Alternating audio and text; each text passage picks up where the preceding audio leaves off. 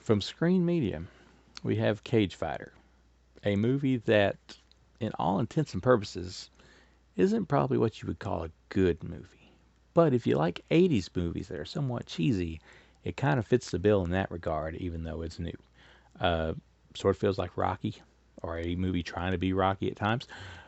Some homages and throwbacks to Rocky time to time in this. But basically, you got a guy, and he's a five-time MMA champion, and the promoters looking to do something new, so they decided it'd be great if he wrestles, or excuse me, fights a wrestler in the octagon. So they go get Jon Moxley from AEW, formerly Dean Ambrose, to play that wrestler. And I'll say this up front: while a lot of this movie could be corny and cheesy, Dean Ambrose, or Jon Moxley, if you will, he's great. The guy can cut promos.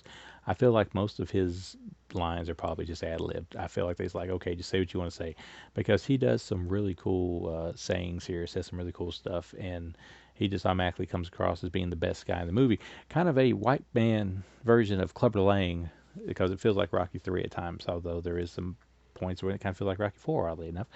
But while it never reaches being that good, it at least keeps you entertained. Although with a cast full of MMA guys and wrestlers like Chuck Liddell and Luke Rockhold and Christian Cage, a WWE Christian, you get a little mixed. I think Chuck Liddell, who kind of plays our lead guy's mentor or his coach, he's a little stiff in the acting department. Everybody else is, for the most part, good. There's also little interviews with other professional wrestlers like Tommy Dreamer and Matt Hardy and Bully Ray, or Bubba Ray Dudley, if you will.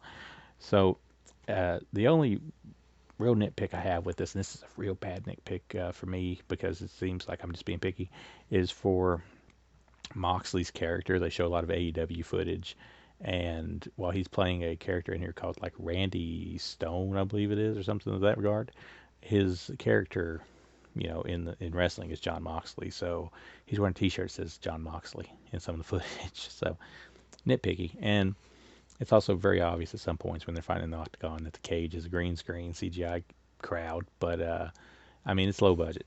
What are you gonna do for what they probably had to work with? I think it's better than it probably has any right to be. It's not Never Back Down, but it's okay, and I'll give it a 2.5. Like I said, it tells its story it wants to tell. It does things that you kind of predict it's going to do. It's basically Rocky 3 with Jon Moxley and a black British guy in the Rocky role. But you get through it without wanting to hit the fast forward button, and you don't mind what you see. And even if it is extremely cheesy in spots, it's at least watchable. So 2.5 for me, which is still borderline. So that's not really crapping on nothing. That's saying you can probably get one good watch out of it. If you're a fan of Jon Moxley, you'll probably enjoy it. I am. So I probably liked it more than most.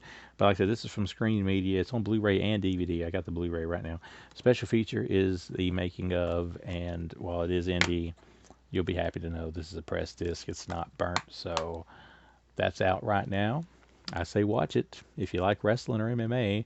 Not really a horror thing, which I know this is primarily a horror channel, but we also love wrestling around here, and because of Jon Moxley, I give it a chance. So I suggest maybe you do the same.